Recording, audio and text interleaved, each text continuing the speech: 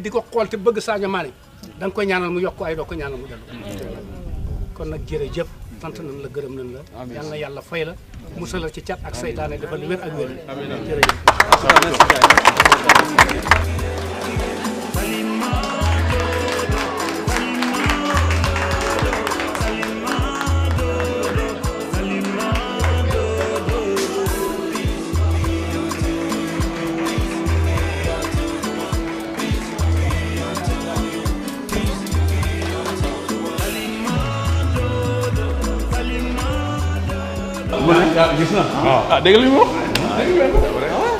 C'est sûr que le joueur a tout le temps 100%. Les joueurs nous jouent 100% sur le terrain, donc 99% tout le temps tu as des petits bobos. Gym, des réveils musculaires, c'est important. Ça, le discours psychologiquement, psychologiquement, c'est. T'en as prêt quoi avant l'entraînement. C'est sûr que SB est son. Mais yaram loko tamal mom lay jël dama son ñew gym bi du yok sa kii bi sa fatigue bi mais da koy même boo joué jour de match lendemain bi jour boo ñëwee gym doo fekk kenn c'est dangereux mën nga def ay exercices pour permettre nga gën gaaw a récupérer ça. Qui sont aussi grands. Crystal Palace peut-être 2 fois. Tu peux demander qui peut Crystal Palace. Pas ça? Mamadou il sait, Mamadou il était là, il faut lui demander. Crystal Palace c'est comme ça.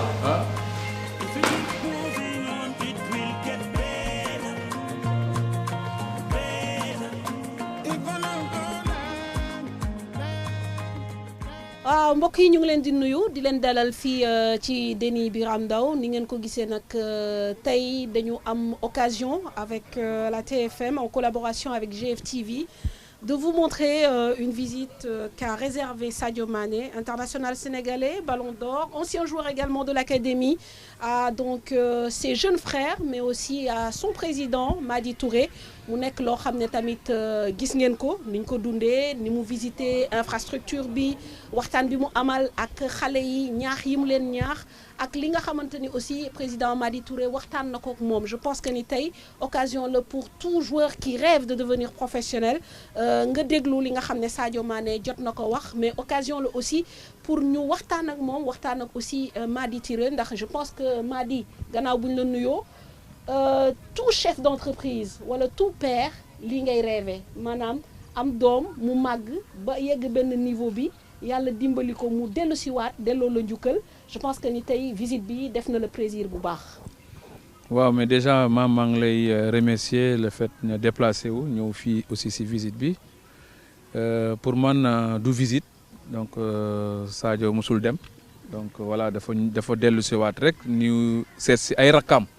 dafa tukki woon ñëwaat na et occasion la xam na tey su ma bëggee waxu Sadio def naa que tey sa émission bi doo ko poser benn question Sadio c'est au-delà qu'il soit un joueur emblématique c'est sama doom la comme je l'ai dit tout à l'heure c'est une histoire et 2 destins réunis et vraiment tey je suis ému parce que c'est entre le père et le fils parce que Sadio dama ko mos a xool comme doom et moom tamit mu xool ma comme président comme papa mais am nañu li xew sama diggante ak moom c'est plus profond et moom xam na man xam naa en tout cas c'est li ma mën a wax tous les Sénégalais mooy que Sadio dafa neex a yor mooy dafa yaru nit ku baax la c'est vrai que mën nañu am ay divergences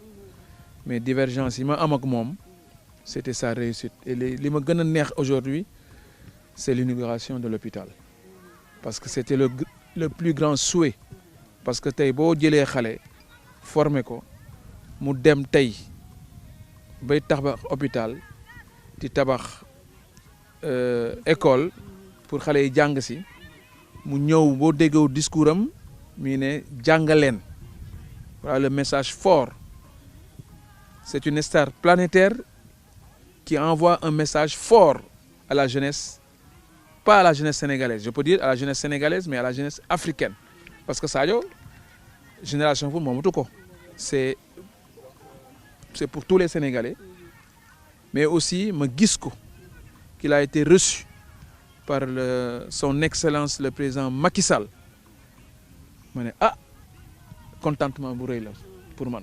Ça veut dire qu'aujourd'hui nous avons formé un homme, mais du Madi rek, c'est tout un ensemble. ñu fi nekk ñëpp ñoo si jàpp. Contribution andi naa si contribution, mais contribution c'est une contribution collective. Tout à fait. loo xam ne la dinañ ci waxtaan mu tombé visite bi tombé jour bi nga xam ne moom nga déposé sa candidature au niveau de la fédération.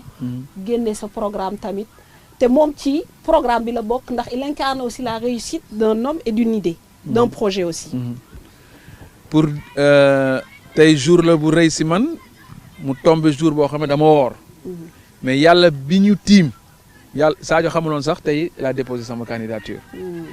donc waroon nañoo depuis semaine dernière yàlla def nag ñëwul. mu woo ma ne ma écoute dama am ay liggéey moo def ma ne ko defal sa liggéey. donc bu ma woowee sànq sax man pour man peut-être Sadio du am jot. mais bu ma woowee day ñëw ma amoon ay rendez-vous waxuma ko damay dem déposer sama candidature. du dëgg. su ma ko waxoon peut-être non président. comme ni nga bàyyil ba suba wala suba ñu gisee xam naa ko. toppatool affaire yi. ma ne ko dama am lu may def. mais dinaa bàyyi lépp yàlla def nag ñu dem déposer candidature mais candidature bi ma déposé léegi nii c'est comme li ma ko waxee rek c'est un renouveau du football sénégalais. C'est pour apporter sama contribution parce que dama mus a nekk sama bulle. léegi nag man sama objectif aujourd'hui sama campagne wax naa ko jeunes yi il y a à peu près 1200 à 1500 écoles de football. Ça fait à peu près 100 000 jeunes au Sénégal. Mais 100 000 jeunes, pour régler quoi, de Génération Foot, à Djambar. Mais c'est un ensemble. Cet ensemble-là, pour le faire, il faut que nous ayons une académie fédérale. Peut-être ça, tabac hôpital, tabac aujourd'hui lycée, mais je vais l'imposer mon tabac centre de formation à Bambali pour nous faire link. Tout à fait. Parce que le football jox. Delloo ko dafa dem carrément dans l'éducation. Effectivement. Def ko. Te xam naa ne si jàngatam gis nañ ko boo ñëwee fii sànq mi ngi jouer. Parce que c'est dans son ADN. Ouais, si ADN la bokk.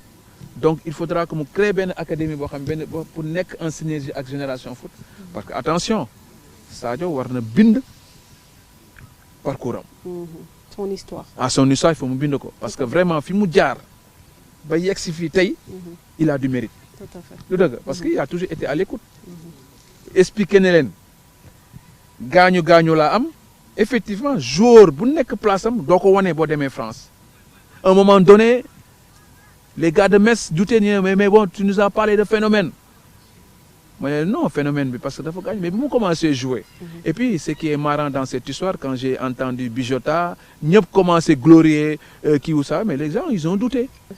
Fii Génération Foot nekk fii tey daf si bokk man liggéey naa mais aussi mais moom liggéey na du dëgg et vraiment c'est l'occasion de le remercier aussi kooku du ma ko fàtte mukk mooy la famille de Sadio parce que oncle bi nekk papam daf ma yàgg jox gëdd boobu du dëgg mais nag xale la man papam la kooku kenn mënul dugg sama diggante ak Sadio même bu ñu amee ay divergences on va se retrouver. Mais en tout cas, c'est vraiment, je lui dis 1000 fois merci d'être là. Et aussi de le dire que c'est un très très grand homme. Pourquoi c'est un grand homme? Parce qu'il a toujours été à l'écoute. Humilité, moo koy andi fii tey. Sadio n'a jamais eu la grosse tête. Suufel na boppam. mais ku yàlla yëkkati aussi pour nga daaneel ko day métti. Voilà monsieur Mady Touré président de Génération Foot dinañ dellu si waat ci yow léegi ñu jox aussi kàddu gi ki nga xam ne mooy Sadio Mané mi nga xam ne tey def na geste bu rafet dañ koy saluer ndax nit ki comme ni ñuy wax soo fàttee li la fal la day yomb donc tey da nga ñëw fii muy aussi bokk ci sa histoire bëggoon naa xam lan nga yëg ak voilà le fait que nga gisanteeg xale yi le fait que nga jokkoog président Mady gis ñoom Talla Zal ñëpp accueillir la vraiment lan nga yëg ci sa xol. merci Mame Fatou maa ngi lay remercier si ñëw bi ak bien sûr dalal bi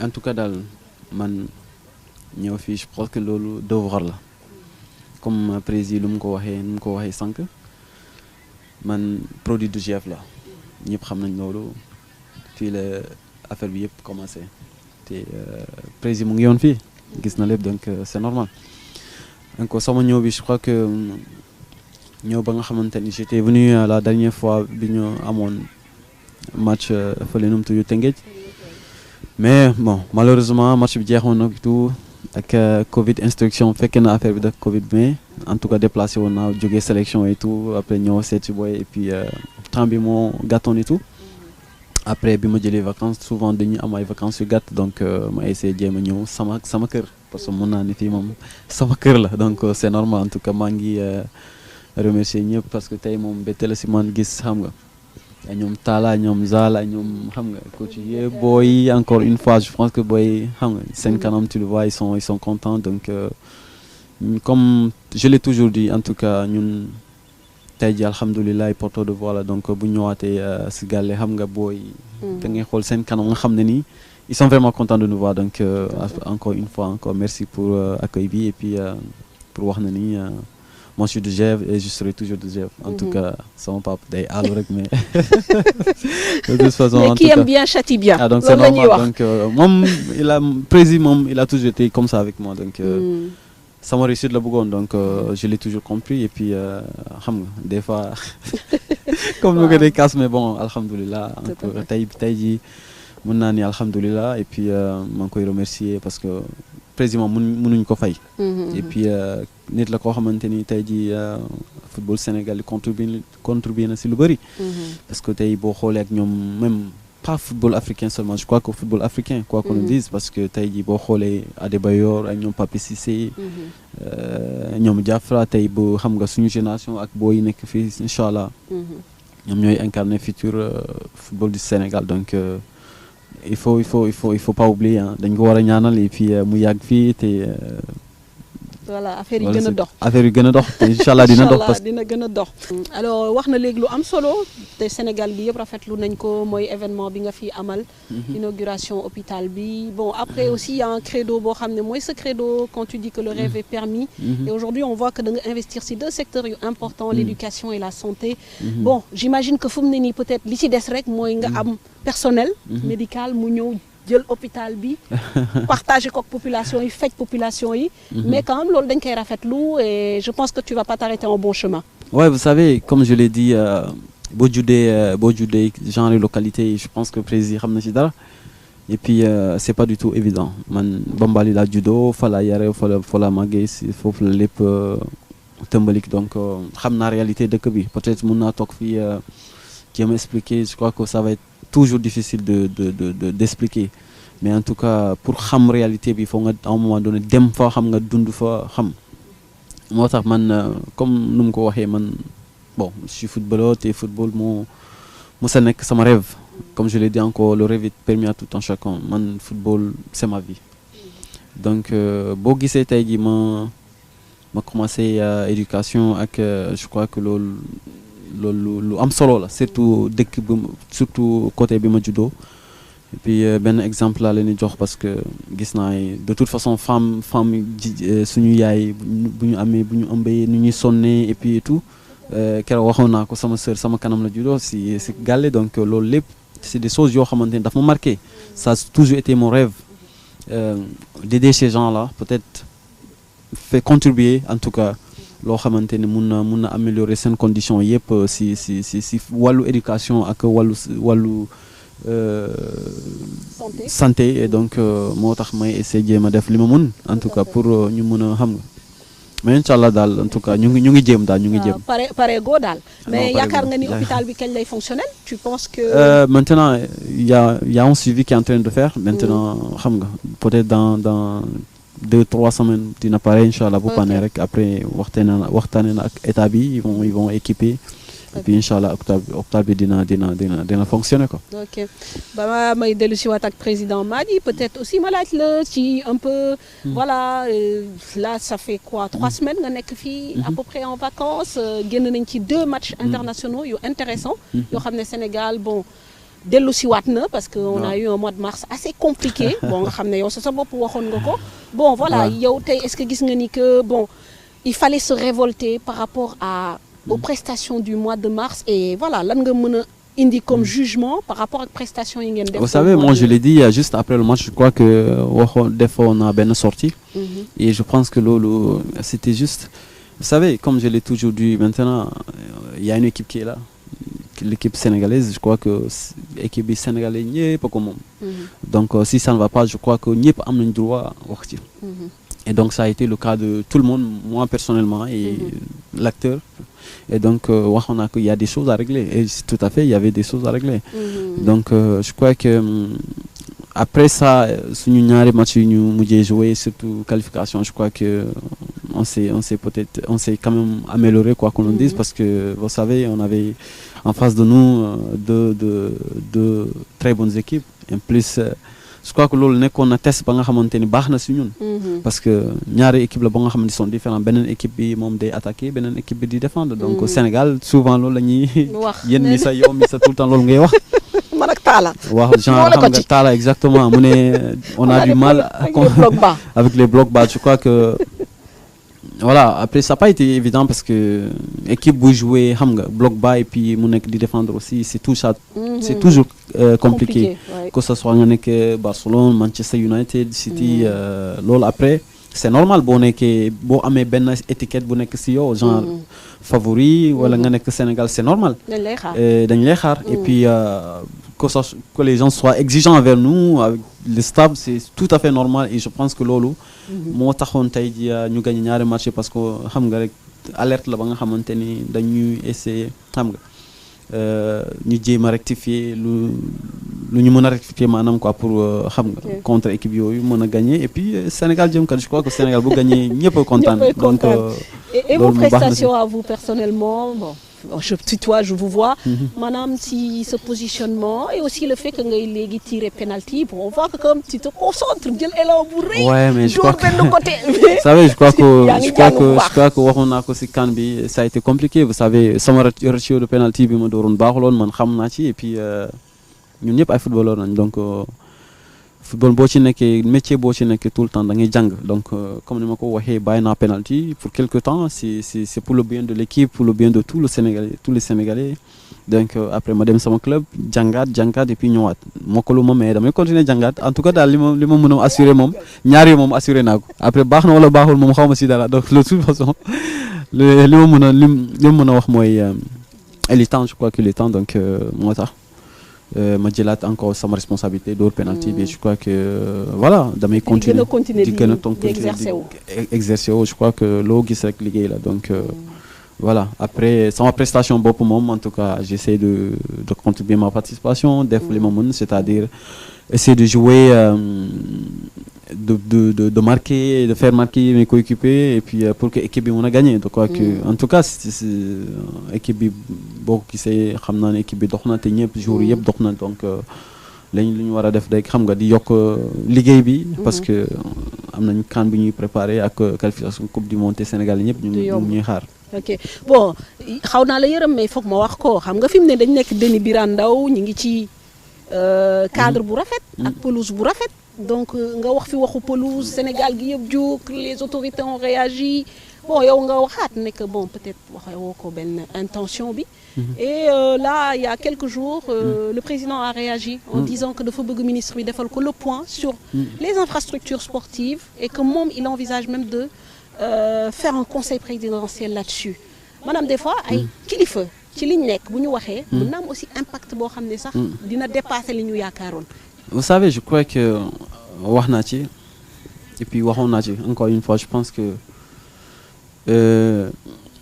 bi ma koy waxee waxuma ko si mauvaise intention, tout ça c'est clair parce que je suis pas du genre de dire donc et je crois que li ma waxoon sax de toute façon Sénégalais yëpp xam nañ ko donc le problème et puis le président de toute façon vous savez les journalistes ils essayent de relais et puis vous savez c'est un peu compliqué mais wax naa ci ak président et puis on s'est bien entendu donc il m'a expliqué Sadio on a appelé les personnels, ils vont venir on va essayer de mettre le paquet pour que vous soyez de bonnes conditions. J'ai dit non président, il n'y a pas de problème. En tout cas, nous sommes seen ginnaaw donc ce qui est sûr est que wax naa ci mais bon Ok. Je crois que c'est passé. C'était pour défaire plus qu'autre chose. Voilà, c'est juste pour essayer de tirer, D'améliorer les choses. d'améliorer les choses. C'était juste ça, mais c'était pas une question de manquer ou quoi que ce soit. Puis je tout à crois fait. que Prési, il est compréhensif et il a tout compris. Et voilà. C'est le plus important. Justement, Madi, quand on entend parler de ces problèmes d'infrastructure et surtout de pelouse, parce que Mohnoko Rennes, mais il y a 2 ans, il l'avait dit, hein, pour le stade Léopold Sédar Senghor, c'est pas une première. Mais aujourd'hui, on entend parler de prendre des experts qui viennent du Cameroun pour refaire une pelouse. Alors que vous avez une pelouse, Diambar a une pelouse.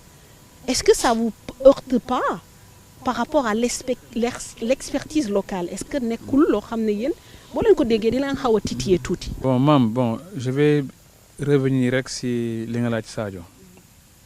Xam na boo amee joueur boo xam ne kenn musu ko dégg si ay wax. C'est pas parce que Sadio sama joueur la sama doom la lu dëgg Sadio intention bi mu am man je crois que la bonne réponse bu ñu waroon tontu Sadio tontuwuñu ko. Il fallait répondre à Sadio man tey su ma nekkoon à la place du ministre, à la place de Augustin Senghor, je vais mettre la pression à Sadio. Écoute Sadio, effectivement, on est d'accord avec les joueurs. En septembre, on va vous mettre un terrain hybride. Ça coûte 800 000 euros. Mais par contre, nous voulons du beau jeu. Nous voulons amatul excuse. C'est comme ça. Parce que Sadio tey bu leen nee terrain bi baaxul, ça veut dire qu'il a envie de gagner quelque chose. Il ne faut pas que nous devons tous accepter les critiques objectives pour avancer. Et ça tombe aussi à pic parce qu'il y a un affaire chef de l'État qui demande ñu defal ko diagnostic bi. Dans mon programme que j'ai lancé, j'ai fait 2 cartes du Sénégal pour montrer les infrastructures existantes au Sénégal. Donc maintenant, la balle est dans leur camp. Moi, j'ai un programme déjà avant que le chef de l'État lance un acteurs qui programme bi, je pense que nous sommes en phase avec le chef de l'État. Et c'est l'occasion de remercier le président Macky Sall. Le fait qu'il a eu la volonté de construire Diamniadio. Ça, il faut saluer ce geste. Donc, pour affaire infrastructure, parce qu'aujourd'hui, ce que nous devons savoir, que le football a un grand pouvoir d'intégration, le football a un grand pouvoir de stabilité sociale, le football a un grand pouvoir de création d'emplois. Ñett yoy beaucoup de football mené andi ci rew et que ce football est devenu une économie, mais ça va waratuñ ko tiaxané. Donc le chef de l'État aujourd'hui a bien compris que nous devons avoir beaucoup d'infrastructures. Nous avons un but, c'est de gagner la Coupe d'Afrique. Mais si demain, nous mettons ces infrastructures dignes de son nom, nous allons gagner la Coupe du Monde. Parce que le talent est là. Et que ça, il faut le faire. Maintenant, c'est des fois frustrant. Je vais aussi sur plusieurs thèmes. Quand j'entends qu'Augustin se permet de dire que des experts, ça veut dire qu'il n'y a plus de compétences au Sénégal. Cette pelouse-là existe depuis 10 ans. 10 ans. Changez-vous. Mais l'Auguste Ligue, Sayer a de bons jardiniers. Mais pourquoi pas aujourd'hui, quand on appelle l'unité, si nous avons une expertise, à l'extérieur, après on nous parle d'unité. Donc, mais mettons toutes nos forces. Il y a la compétence au Sénégal. Cette compétence, elle est là. Génération Foot n'a pas de terrain synthétique. Génération a que des terrains verts ici qui sont là. Mais nous avons aujourd'hui des gens qui travaillent jour et nuit. Sadio est là, il est témoin, il l'a vu. Et que ce que j'attends aujourd'hui de la fédération, GF, on est ouvert à recevoir les entraînements de l'équipe nationale. Au lieu d'aller à Toubab Diala ou bien d'aller au stade La Dior. Ce que la fédération doit savoir, Sadio ne me laisse pas mentir, le terrain d'entraînement doit être identique au terrain de compétition. Quand tu vas à Liverpool, Sadio doit se sentir aujourd'hui à Liverpool. Gana Gueye doit se sentir aujourd'hui au Paris Saint-Germain. Kalidou doit se sentir à Naples. C'est normal, c'est le haut niveau. Soit on aime le haut niveau, soit on n'aime pas le haut niveau. Parce qu'aujourd'hui, l'exigence, mais moi je vais dire qu'aujourd'hui, mais nos joueurs sont très polis. Hein? Parce que si c'était d'autres joueurs, ñi ma xam auparavant, si c'était l'équipe de 2002, ils vont dire carrément jéewuñu. Mais ñoom joueurs yi waxuñu jéewuñu. Sadio wax na ko. Le haut niveau, pour atteindre le haut niveau, il y a un canevas bu ñu war a jël. Man, j'en ai fait un métier. Un président doit savoir le niveau de tonte. Un président doit savoir qu'est-ce que ça veut dire un plateau médical. Le bain froid, le bain chaud. On ne peut pas voir les Sadio quitter l'Europe, venir. Ils ont joué énormément de matchs. Mais quand ils arrivent, et c'est l'occasion de dire, Aliou Cissé, il est sélectionneur. Mais vous croyez qu'Aliou Cissé, il est là pour chercher les petits détails, pour savoir si le terrain est tendu ou pas, ou bien si le terrain est tracé. Mais regardez aujourd'hui, que ce soit aujourd'hui Olivier Pérez, il est exigeant avec ses jardiniers. C'est le haut niveau. Soit on fait du haut niveau, soit on retourne à l'amateurisme. Et dans ce cas-là, ne pensons pas à gagner une Coupe d'Afrique. Nous allons, je pense, bientôt terminer cette interview, malheureusement, avec les conditions climatiques. Madame Goudigi presque wàcc na. Bon, Sadio, je pense que ni nu ñu koy waxee président Madi Touré yokk na ci entre guillemets xar mi karaw. En parlant de haut niveau aussi, mënuñu bañ a wax ci sa saison ak ci sa avenir. Tey, je pense que yow sa bopp defal nga sa jugement sa bopp. Sa saison, li nga def neexu la. Ça a été une saison catastrophique. Bon, tu es dur quand même avec toi-même. Mais bon, est-ce que mën nga ñu wax ci tënk lan moo tax tey ren saison ak Liverpool bi joxewul ak nan nga projeté woo fii ak juste là parce que mercato bi léegi mu commencé te xam naa ci coow yi lay nekk ci coow yooyu ngay nekk. Bon, avant tout d'abord, damay essayer jéem a tontu aussi affaire mercato yi sama président xam naa loolu lay xaar moom sax bon écoute mercato moom coow la mosal ànd. Mercato tout le temps coow la quoi de toute façon li ma mën a wax kaay maa ngi Liverpool et puis desal na ma encore contrat ba 2023 donc maa ngi fa. Et tout est ouvert. Bon loolu su ma ko waxee ci journal La Page Angleterre si lay dem donc nañ ko bàyyi noonu rek nañ ko bàyyi mu sedd après on verra ce qui va se passer. mais Sadio non man du ma bàyyi noonu parce que joueur bu nekk am nga ambition. yow tey da nga nekk dans un top club. nit ñi aussi di yaakaar ni peut-être mën nga demaat dans un plus grand club. te c'est sûr que dans un coin de ta tête dafay nekk ci loolu. moom Fatou dañuy waxtaane rek xam nga ni waxtaane bi neex na waaye. mais loolu mënoo ci tontu. loolu moom nañ ko bàyyi si biir nag heureusement ñu ngi koy lakk olof quoi. dañ koy bàyyi si ñu stand by ko quoi. mais de toute façon comme ni ma ko waxee sànq maa ngi Liverpool et puis on verra ce qui va se passer dans les prochaines semaines. bien sûr. et saison bi. bon sama saison bi en tout cas daal saison la ba nga xamante ne Sénégalais yi ñëpp kenn kontaan si bon côté daal li ma koy waxee. parce que ñoom Sénégalais yëpp ay supporter Liverpool lañ kooku la dis parce que Liverpool bu joué ñëpp a nekk si seen télé xam nga rek di seetaan Liverpool xam nga ñoom suñu sañoon. damay dugal ay tout le temps doublé ay triplé voir xam nga sama équipe di gagné saa su ne mais sauf que football noonu nii la demee des fois y a des hauts y a des bas je pense que. loolu moo nekkoon si kaw Liverpool en tout cas juste pour vous dire que c'était en tout cas un naufrage collectif. Donc il faut ça n'a pas marché cette année. Voilà ça n'a pas marché donc. mais Sadio nga baal ma dañu gis ay faits yoo xam ne man ni Sadio yi dafa commencé tàng deret wala yan. on t'a vu avec Klopp. bi nga génnee sànni loxo bi ak Salah aussi on sait que la relation n'est pas des meilleures. mais lan moo mën a nekkee lan la mën a nekkee ñaari africain bokk club. dem ba relation bi ñagas ba ñëpp di ko waxtaan. non xam nga relation boobu ak Salah xam na ni su ma ko bëgg a wax ci télé bi moom mooy loolu quoi en tout cas ce qui est sûr est que président ñëwoon na fa peut-être keroog moom nekk ko fa am na ñeneen ñu ma seet si quoi bu ñu gisee bu ñu nekkee ci vestiaire ak vous savez tout va nickel en tout cas tout va bien amuñu problème.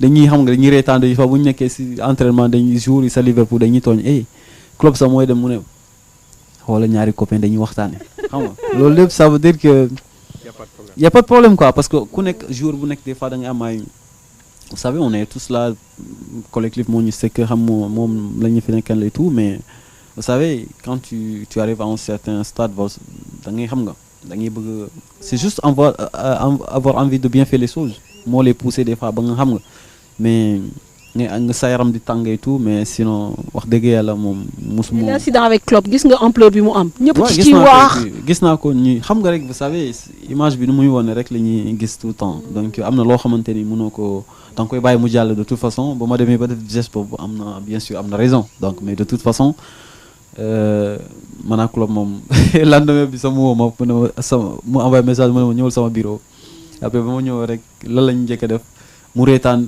ma reetaan parce que xamante nañu bu baax lii moom dafa après jeex na quoi après ñu waxtaanee jeex na et tout et puis ma xam ne ni c'est normal là parce que ñu bëri xamewuma loolu te ñu bëri aussi rafetlu ñu ko et puis rafetul quoi qu'on nous dise parce que il faut qu'on se dise la vérité donc mais jour boo nekkee jour boobu à un moment da ngay xam nga sa yaram bi mooy tàng da ngay xam nga da ngay toll boo nga xamante ni mënoo tenir donc loolu moo nekkoon souci bi. Très bien. Alors Sadio, tu penses que Rennes parce qu'on parle aussi de nos compatriotes gis nañ accueil bi ngeen réservé Edouard Mendy qui est champion d'Europe. Bon, on parle de lui comme ballon d'or.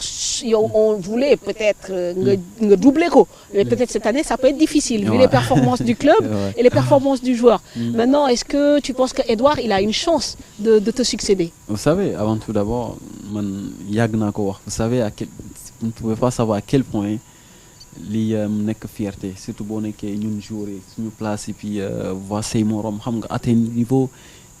dama si kontaan quoi ñun ñëpp si kontaan quoi surtout boo ñëwee sélection xam nga man en tout cas daal sama rêve mooy nga jouer xam nga rek nga nekk Barcelone Liverpool c'est bien en tout cas loolu moom day tax ça veut dire suñu football mu ngi avancé donc ren moom honnêtement il avait fait une très très très belle saison des fois bu defee ay match dama koy envoyer message et puis bëgg en plus dañ doon jouer contre City sama ennemi bu fort donc man moom City moom ñun Liverpool City moom beneen affaire donc vous savez Edouard c'est un garçon ba nga xamante ni il est très très gentil cool et puis c'est quelqu'un ba nga xamante dafa gëm boppam et puis day liggéey tout le temps donc genre yi bu ñu amee da nga xam ne ni c'est daf ko mérité et puis vous savez booy def ay sacrifice yàlla dala si jàppale quoi donc en tout cas daal man moom sama premier candidat Ballon d'Or moom 100% voté naa ko déjà donc il y a pas de souci et puis je pense que bu ko jëlee aussi vraiment mérité na ko et puis inchallah et puis sénégalais ñëpp ñaan ko comme ni mu ko jëlee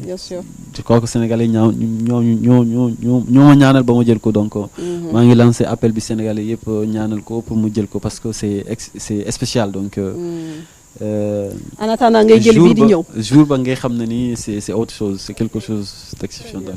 Bon peut-être ñu jeexaleel foofu bon ñaanal la saison bu baax rafetlu aussi waxtaan bi gaa mënuñu wax lépp en aussi peu de temps mais bon voilà la vacances yi des na tuuti di nga noppalu ku waat et puis repartir du bon pied pour la prochaine saison.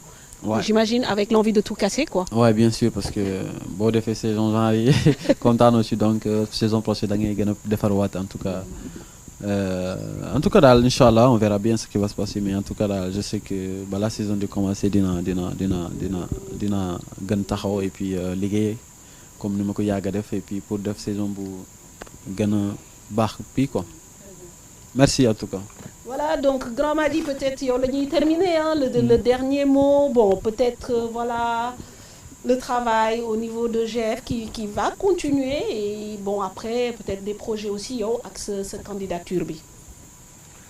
waaw mais bon léegi c'est tout d'abord c'est de remercier Sadio parce que dañuy wax sa doom sa nawla la dëgg donc déjà mu bàyyi journée am yëpp sachant que aussi son calendrier est très chargé mu ñëw toog ak man toute la journée c'est un immense plaisir maa ngi koy remercier et di remercier aussi toute la famille de Sadio remercier Sana.